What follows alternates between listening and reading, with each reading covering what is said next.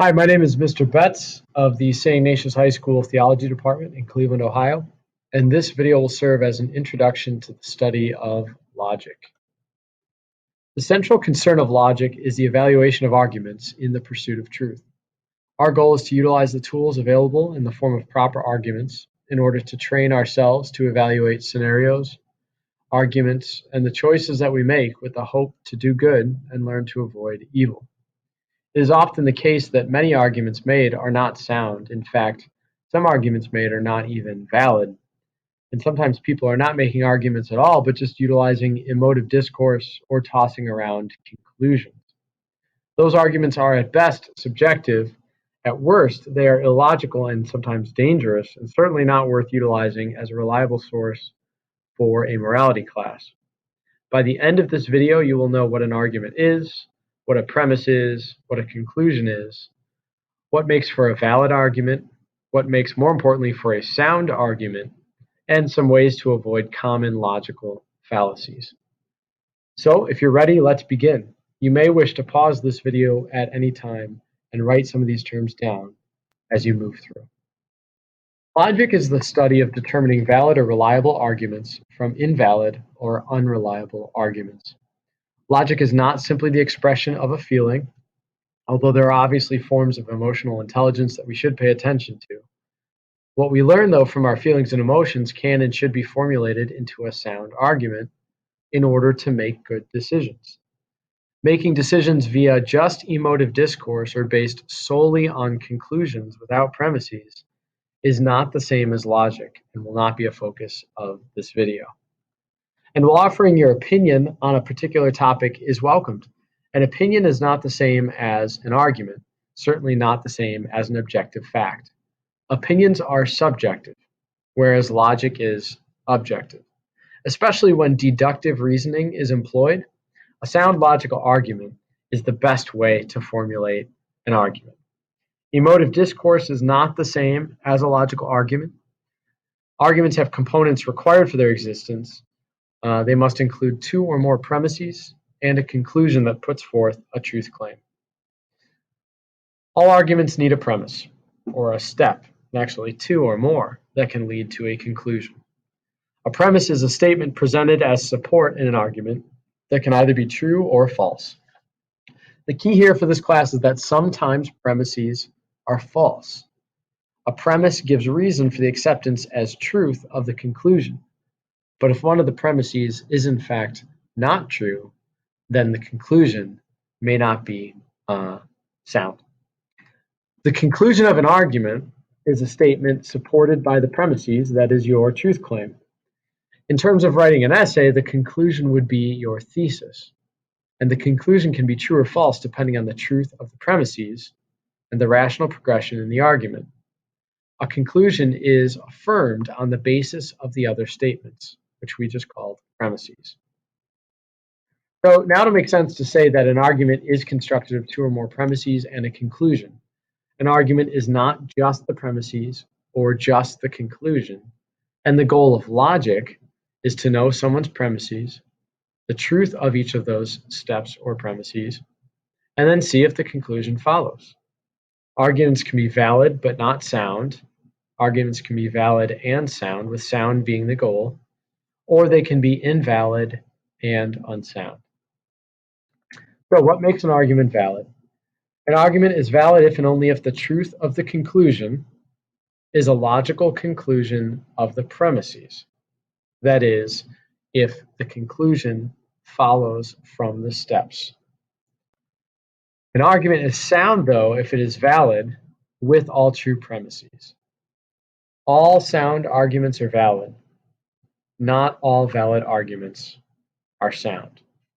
The goal, of course, is to have sound arguments and to debate the premises of people's arguments, as opposed to just arguing about conclusions or engaging in emotive discourse. When first practicing the writing and evaluation of arguments, it helps a lot to follow the transitive property, which looks like this. If A leads to or equals B, and B leads to or equals C, and C leads to or equals D, then it stands therefore that A could lead to or equal D. A to B, B to C, C to D, A to D. This will help you as you begin to write out your own logical arguments and evaluate those of others. In fact, examples are often the best way in the introductory study of logic to make the theory clear. So let's have our first example be a seemingly ridiculous one that claims that Ray Charles could, in fact, be God. Premise 1, God is love. Premise 2, love is blind. Premise 3, Ray Charles is blind. Premise 4, that suggests that Ray Charles is love. Premise 5, since God is also love, it would stand the possibility that Ray Charles could be God. A to B, B to C, D to C, D to B, A to B, therefore D to A.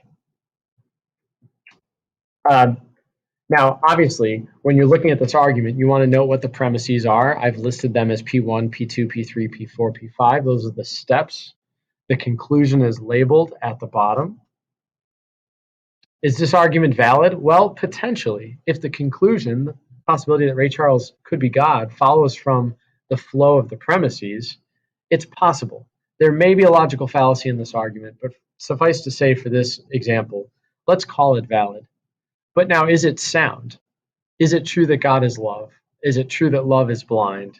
Is it true that Ray Charles is blind? Those are the premises that you really need to focus on. Premise 1 and premise 2 are what we could debate, right? God is love, that does come up in 1 John 4. It's stated in Scripture, but we need to debate and discuss whether or not God is actually love. From a Christian Catholic perspective, we would actually claim that premise 1 is in fact true. Premise 2 is the issue. Love is blind. Well, is that always true, sometimes true, never true? What does that mean that love is blind? In many ways, we would say that love is actually a choice. It's not just a feeling. It's not always blind. It's something you choose to do or not do. Therefore, premise 2 is likely false, which would make this argument, even if it is valid, certainly not sound. Let's try another one. Premise 1, I am a student at St. Ignatius High School. Premise 2, all students at Ignatius will take a junior level morality class. Conclusion, therefore, when I am a student at St. Ignatius, I will take a junior level morality class. Is it valid? Is it sound? If you said this argument is valid and sound, you are correct. The conclusion follows from the premises, so it's valid, and all the premises are true. What we're doing right now is studying deductive reasoning versus inductive reasoning.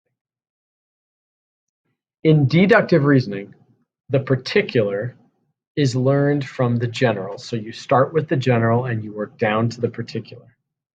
In inductive reasoning, the general, big ideas, is learned from the particular. You start with something small or individual and blow it up to something more general. By example, an inductive conclusion about a teacher would be that anyone in the theology department is always X. And the way you know that truth is that one student told you that.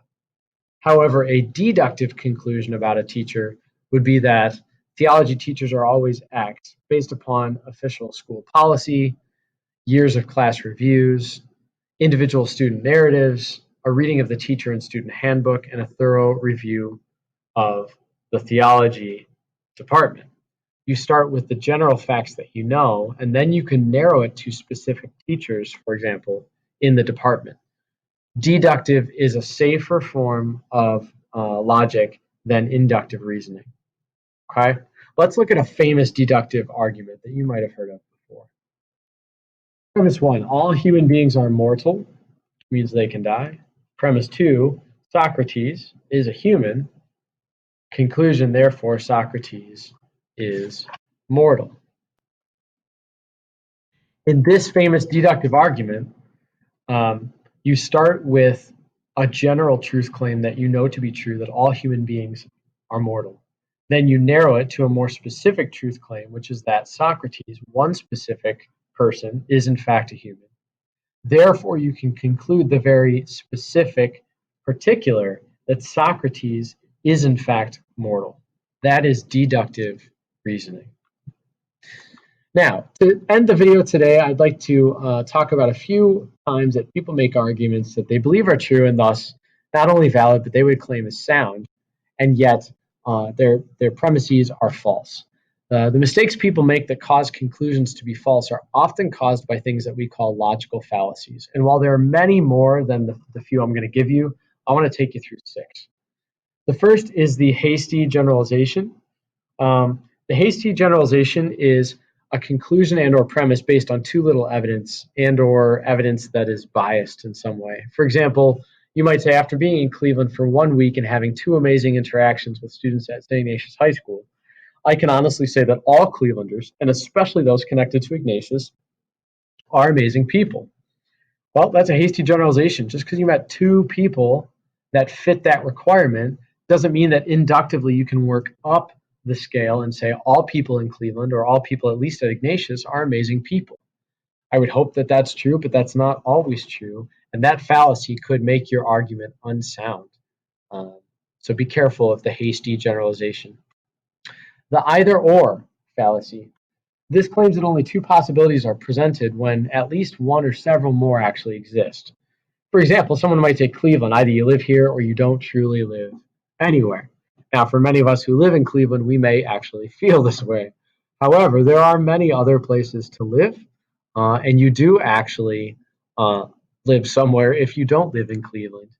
This is a little more of emotive discourse based on pride of one's place. Be careful of the either or fallacy. In a morality class, sometimes indeed it is a black and white issue, but there may be more solutions or at least possible outcomes than just the 1 or 2 presented. Non sequitur. The conclusion in a non sequitur does not logically follow from the premises. These arguments are typically pretty irrational. For example, you might say Cleveland has been the underdog in the past, therefore Cleveland will be the underdog in the future. There's no evidence in this very basic argument to say that just because it's happened before means it'll happen again. More often than not, people will present a conclusion that's not even connected to the premises, and they're just trying to get the conclusion across and have you believe it, even though the premises don't exactly support it. So non sequitur is in Latin, it does not follow. Ad hominem. So this is arguing or attacking the person making the argument instead of the argument itself. Happens a lot, especially it seems like in politics, but anywhere where people don't know if they're going to win or lose the debate, they will attack the person instead of the argument. For example, she'd not make a good mayor for the city because she's a woman, or he will not lead this team to a successful postseason because he is an idiot. Either way, because you are a woman or because the person is claiming you're an idiot, they're claiming that your argument is not sound and that we shouldn't conclude whatever you concluded. And that's just not logical. You don't want to attack the person. You want to attack the truth claim and the premises supporting it. The red herring. This is a famous one of distracting the audience hearing the argument by drawing attention to an irrelevant or just less necessary, even if it's true, issue. For example, she's a good woman. Just look at her college degree, successful business, and beautiful children. She would not lead this company astray for personal gain. Well, the red herring here is she's a moral person, she has a college degree, and she's got a successful business and beautiful kids. Those are all well and good. They might all be true, but that doesn't mean that she wouldn't lead a company astray for personal gain. In fact, if you focus on the beautiful children, the success, and the degree, you might forget about the actual conclusion, which is there's something potentially immoral going on. That's the red herring. Circular reasoning is asserting a point that has just been made or making a conclusion the same as a premise. For example, Cleveland is the best place to live because it's better than any other city. Or you must obey the law because it's illegal to break the law. It's just restating something that you're already arguing. There's no support. It's actually not an argument because there aren't premises separate from the conclusion. So enjoy the study of logic. Start practicing by evaluating your own arguments and those of others, and keep the arguments sound. If possible, utilize deductive reasoning and try and avoid those logical fallacies I showed you. When you debate the premises in an argument as opposed to just disagreeing about conclusions. Always check the facts regarding the truth of the premises whenever possible. Remember to dialogue, collaborate, and communicate, and enjoy the study of logic and morality. Thanks.